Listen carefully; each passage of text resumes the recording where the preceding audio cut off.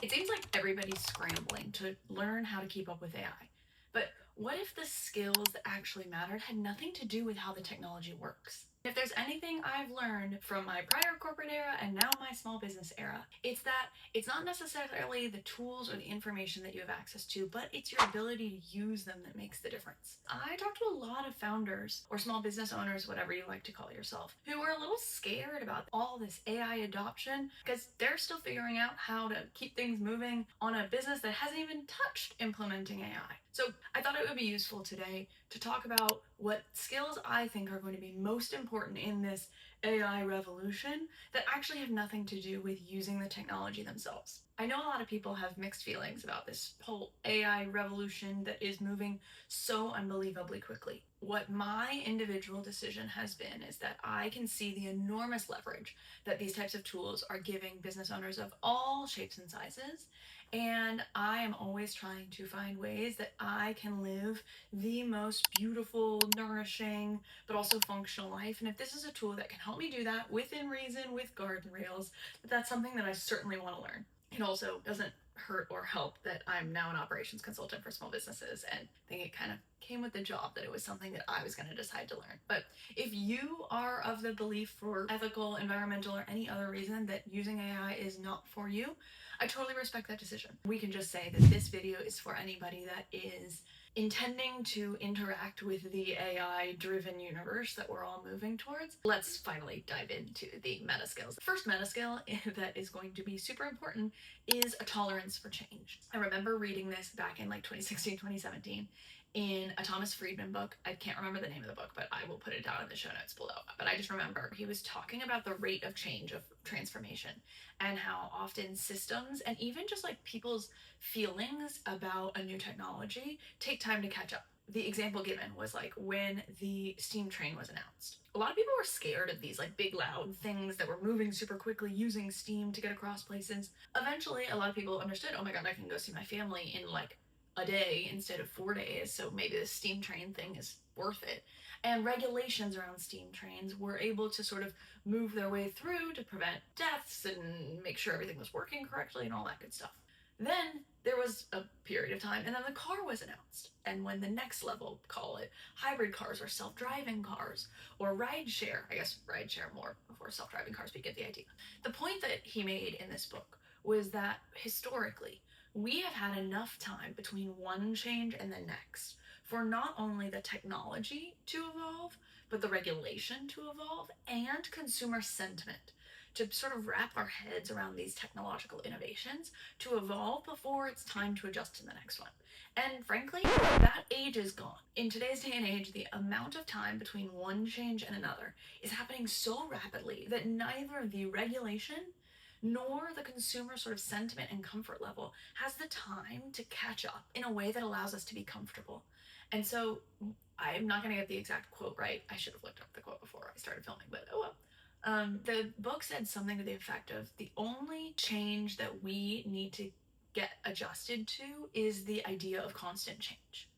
And I think that's so relevant in this AI era where, like, just in the rapid 4 last weeks, I have seen so much innovation, and even just like the way that models are working and the features that I can implement in my Claude system are changing so rapidly that I do think that that's like a fundamental truth right now, is that our fundamental job at this stage is to learn how to feel good with change, not with any one specific change, not feeling like you constantly need to have your head completely wrapped around it or that you need to be an expert in something, because you just will never be able to keep up. Things are changing too quickly.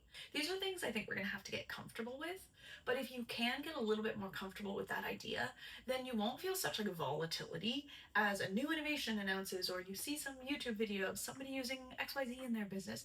You can stay a little bit more focused on like, hey, what's my lane? What do I need? With the openness to being like, there are probably lots of technologies and implementations out there that can really help me thrive. And also knowing that you don't need to act on everything all at once, and you don't have to be like an early adopter. You know, when you think about that curve, like there are people who are super early adopters, and then there's people who come along a little earlier, and then they're like the late followers along. I think you know what I'm talking about, but I'll put an image up so you can know what I'm talking about.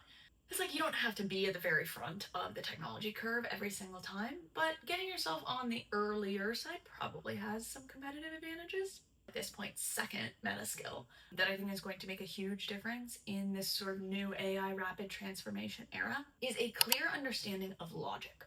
And you may be like, oh my God, Samantha, that is so basic. That is not what I came to this video for. But I do think it's really important that we understand that a lot of people were not like formally taught this. I randomly, as a way to get a math credit in my college years, because I was a humanities major, I did not want to do hard math classes, took this class that was like one of the big lectures at Yale that was an easy way to get a math credit, or so we thought, because it wasn't as easy as we thought, and it was called first order logic. And it basically broke down like some core architectures of logical evaluation and how to use logic, and what I will not nerd out too much because honestly I didn't like the class because it was too theoretical for me anyway, so we don't need to use it that way. And I can tell you there's a lot of times that I now refer to these very basic skills, and I think they're going to be so core in how we evaluate AI outputs, how we work with them. But here's a little bit more specifically what I mean when I say logic, because like that's a big debate. Things like understanding the difference between inductive and deductive reasoning. Deductive reasoning is when we start from a fundamental principle and then we derive down to the specific. So this could be like, all businesses benefit from systems. Okay, well now my business is a business. Would it benefit from systems? Yes, it probably would.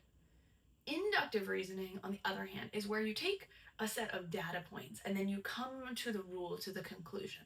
So this might be looking at 10 different social media posts, and 7 out of those 10 social media posts use blue text and 3 use yellow text. And some of the videos with blue text perform better than the, whatever I just said, yellow text. I forgot what color I said. So you might say, oh, look, the blue text ones sort of generally performed better, and conclude that blue text performs better on social media than yellow text. You can probably see in this example here that in inductive reasoning, you have to like jump to the broader conclusion of the rule, and there's a whole lot more risk of being wrong in there because you might come to the wrong conclusion about what the connection is.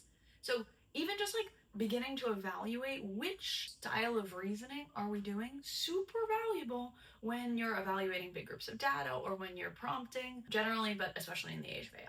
Another really practical example of logic is the difference between correlation and causation. Now, I actually just kind of gave you an example of this. If we looked at those videos with the blues text and they performed better, or it seemed like they did, we might say, oh, blue text is correlated with better performance.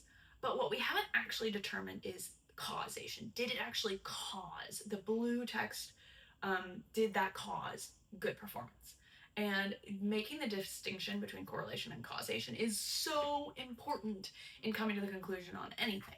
One of the most important ways to do this is to control for your variables. If you have multiple different things varying at once, then it's going to be really, really hard to tell what was the ultimate cause of that. And that's why so many tech tools use what they call A/B testing, which is when they're going to hold everything else the same. The text the same, like if we're talking email, they're going to keep the body of the email the same. They're going to keep the sender email the same. They're going to keep the preview text the same.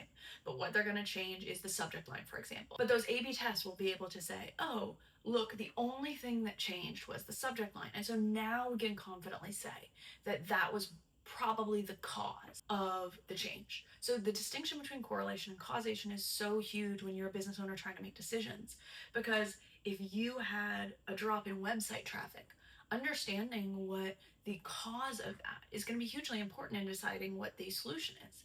But if you haven't understood yourself the difference between correlation and causation, you might have stopped posting on Instagram and started posting more on TikTok and assume that that's the cause, when in fact you might have had a website article that was driving 300 clicks per month the month before that dropped to 200, and that was actually the big difference in the traffic. And we need to be able to sort through all this in order to come to the actual cause. Another really classic example of how logic, I think, is super important in terms of not just running businesses and using technology, but just making good decisions in general, is understanding common logical fallacies. I will not get political right now, but if you are on the internet, like I am, and you witness many a video discussing political topics, Understanding these logical fallacies is hugely important in sorting through useful insights and not useful insights. Some common logical fallacies that you see really often are things like ad hominem.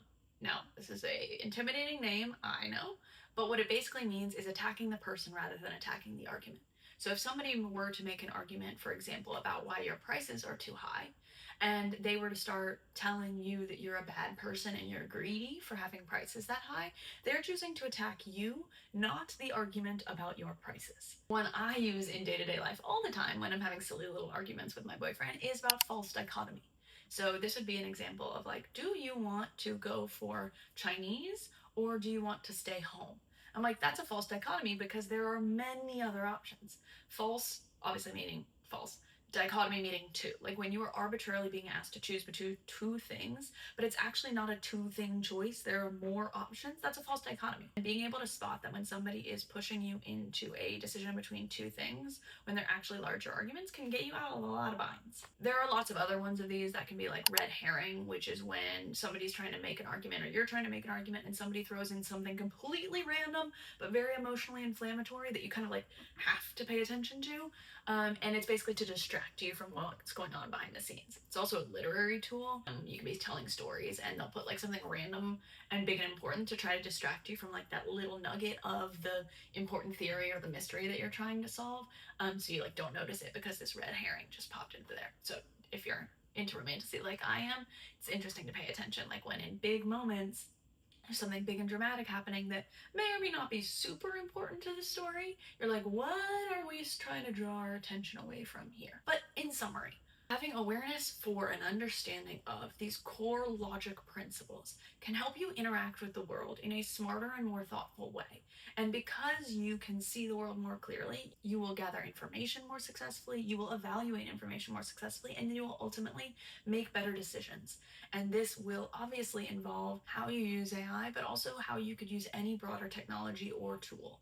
So understanding of logic is one of those meta skills that I think is going to make the people who have it far more active and successful implementers of AI. The second meta skill that I think is going to be a game changer in those who are successful in this rapid age of transformation is thinking at a systems level. Samantha, aren't you a little biased because you're an operations consultant for small businesses who specializes in system thinking to recommend systems thinking as a core meta skill? Well, yes, you would be correct. I am slightly biased, but you knew that already. So let me talk about why I think this is so important. When I talk about thinking at a systems level, you're not just trying to get through any individual task or completion. You are trying to see the situation at the broader systems level. You're trying to understand how do all these pieces fit together. When you're thinking at a systems level, you can not only identify the deeper things going on, but you also, and most importantly, when it comes to operations and systems and a lot of the things that we're talking about when we talk about implementing AI, you can start to see the processes or the sets of decisions or the outputs that you're working towards that are a fundamental part of your business that happen over and over again. And when you can begin to think at the systems level, not solving the immediate problem, you get so much more scale. And thinking at a systems level isn't just about delaying your gratification or setting it up now so that it can be more efficient later. It is really getting insightful about what are the inputs here and what is the output that I'm looking for and what are the steps that I take to go from this input to this output. Thinking at a system level gets you to question things like, okay, yeah, I'm not getting the output that I want. Is it the system and my inputs are good? Or are my inputs bad and the system's running effectively? Because like, if you have bad inputs, then yeah, it's gonna be really impossible to get good outputs, even if the system is running effectively. Let me think about an example for that. So if you were to be taking text in a science textbook and running it through an AI process to help you write Instagram captions for your wedding planning business, those inputs are never going to lead to good Instagram captions for a wedding planning business. So clearly the problem is in the inputs, or at least in the inputs first, and maybe we need to improve the inputs before we address the system. Now, in a different situation, you might be putting a beautifully formatted Excel spreadsheet that came out of your bookkeeping platform and you are putting it into a system and you're trying to get financial reports that give you the financial health of your business, and what you're getting is gobbledygook. Well, you know the inputs are good. So clearly the question is, what's going on in the system that's leading to this gobbledygook? Systems thinking gets you pulled back to go, is it the inputs? What's wrong with the outputs? Is it maybe the system? And if you're not thinking that way, all you're doing is frustrated with getting gobbledygook. Now, I recognize that this is how my brain works. Like, this is my unique brand of nerd. It doesn't have to be yours. And that's why a lot of clients hire me, because they're like, my brain doesn't work that way, Samantha. Can you help me do that systems level of thinking and design and, most importantly, implement those systems so that I can actually get the benefit of it? And I love doing that. And if you're interested in that type of support, please reach out, because I'd love to talk about how I can help you. But in terms of a meta skill, thinking at a systems level can feel slower up front, but it yields enormous benefits down the line. It's like that classic science experiment where a parent puts a marshmallow in front of a kid, or it might be the scientist, I don't remember which one, but they put the marshmallow in front of the kid and they say, don't eat the marshmallow until I get back, and then they leave the room. And they have cameras on these kids watching whether the kid can basically restrain themselves from eating this delicious marshmallow that's in front of them. And they looked at their ability to delay gratification, like whether they could resist the marshmallow that they wanted right there. And the craziest thing was, when they looked way many years later, those kids who were able to master delayed gratification, they waited to eat the marshmallow, had way better performance. I think it was in school. I'll put an article or a link to that experiment down below so we can have the accurate information here. But that skill of delayed gratification was enormously valuable because it allowed them to do something that was a little uncomfortable or painful in the short term in order to get something good down the line. I think this is enormously valuable when you think about running a business. Your ability to do something hard up front, to do a process in a way that takes more time up front, but you can build it as a system that you can use significantly more efficiently moving forward, especially when we're talking automation, where you can spend the time up front to build an automation so that you never have to do anything again. These are the types of skills that are going to make people super powerful in this age of AI, because if they can take the time back to think at the systems level, even if it's a little bit slower up front, and then implement systems for the future, they are going to be able to yield so much more benefit from whatever version of those systems that we've been built. And that benefit could be more money, but it also could be more time to go spend on other things, which could then yield more money, or just being present with your friends and family, which is one of my core values. The third meta skill that I think is going to be one of the game changers in this rapid transformation age of AI is those who are good at iterating. Iterating is a fancy word for basically improving things as you go. I have built a lot of automations, a lot of systems, a lot of dashboards, a lot of trackers in my years. This is my level of nerd. I actually do it on Sundays for fun sometimes because I'm weird. And also this is why I now do this for work, because I love it so much. But there has never been one time where the Notion content planning dashboard or the automation to add a restaurant that I liked to my restaurant tracking spreadsheet, there has not been one time, I think I can pretty confidently say, where it worked the first time. It always involves tweaking. Or you start using it and you go, oh, it would be really helpful. It'd be really helpful to add this feature. And so your systems and your processes and your writing style and who you are as a person iterates over time. There are new versions of it. And accepting that requires you to not be a perfectionist, because if you are a perfectionist and you beat yourself up for not getting it right, and thus you don't want to deal with it because you hate being bad at things, can you tell from that I speak from experience as a recovering perfectionist? If you expect to have to get it right the first time, or if you feel like something failed because you didn't get it right the first time, you are not going to succeed in this next era. Because let's be clear, these AI automations or tools, they require refining over time. And the real power comes from, okay, I'm using this and I've refined it and it's gotten better. Now, let me think about how I might be able to connect this with a larger system. If you go try to build a 17-step complex automation between these 3 systems, it's probably going to not be that useful, and it's probably going to break pretty regularly, because you just kind of have to work in your little modular bits, and then eventually you can connect 2 of them, and then you can connect 3 of them. But the process of refining and tweaking and then eventually building this larger ecosystem is kind of how you have to work in this new day and age, because we're dealing, if we're talking specifically about AI, we're dealing with a technology that kind of needs to learn in the same way that a new employee needs to learn. Having the meta skill of being able to iterate or thinking in iterative systems is going to be huge, because you're just going to be more comfortable with this idea of yep, I got to start, I got to iterate a little bit, and then I can think about what goes next. But the other other piece of this is that you will become smarter and stronger at certain skills faster. So yes, there's the benefit of just like not beating yourself up for not getting something right the first time. That's related to perfectionism. And that just allows you to stay in the game of using these tools to refine and grow and build more sophisticated ways that you use them. As you stay in the game, because you're not beating yourself up for not getting it right the first time, you are continually learning how to improve that individual system, but also how to improve the whole thing. You become able to create this amazing compounding growth curve of not just what you improved about a specific task, but what you learned about how to refine systems in general that makes you incredibly powerful. If this sounds very overwhelming to you, this is a core part of how we think about supporting our clients at Exhale Operations, because we think that the opportunity to iterate with systems is the most important part of them being sustainable. And so if you're like, yeah, I need to be doing this, but you are kind of overwhelmed about where to start, head to our website and let's have a conversation, because this is literally what we do.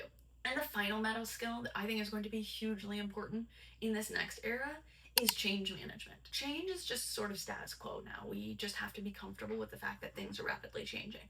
But the meta skill of change management, not just accepting and wrapping our head around that change, getting comfortable with the fact that we're going to be beginners or constant learners on these types of tools moving forward. Change management takes it to another level. And that is, how are you going to be sort of the steward of change within your business or the system that you're a part of?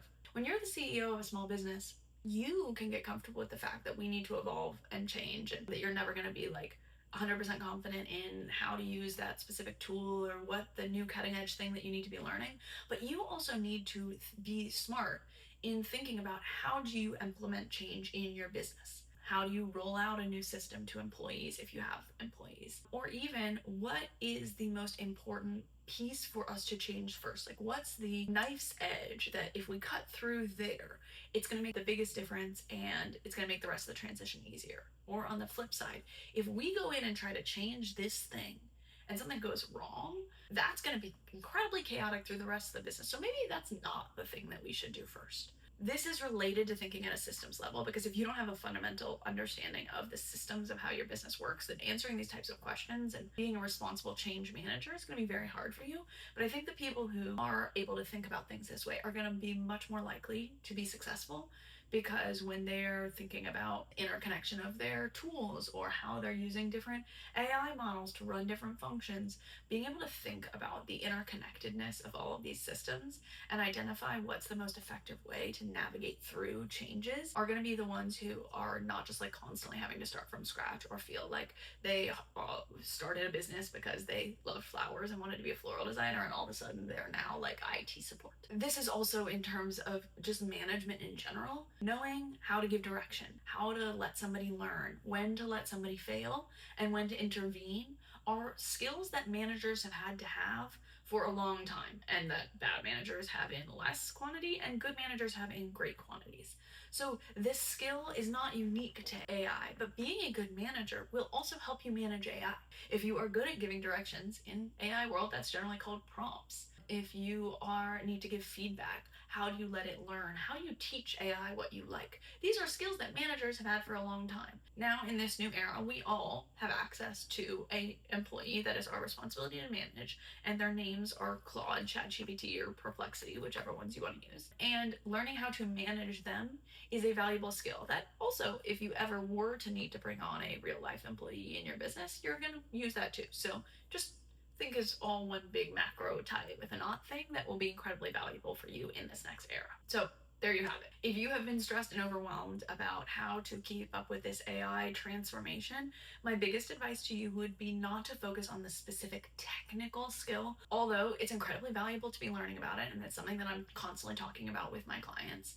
But rather, if you can be continuously refining these meta skills, then in whatever level you're investing in AI at this point, you will be more prepared and more effective in the ways that you use it. And if you enjoyed this video, if you wouldn't mind hitting like and subscribe down below, it's enormously helpful for us small channels to grow. So I really appreciate it. With that, I'll see you in the next one.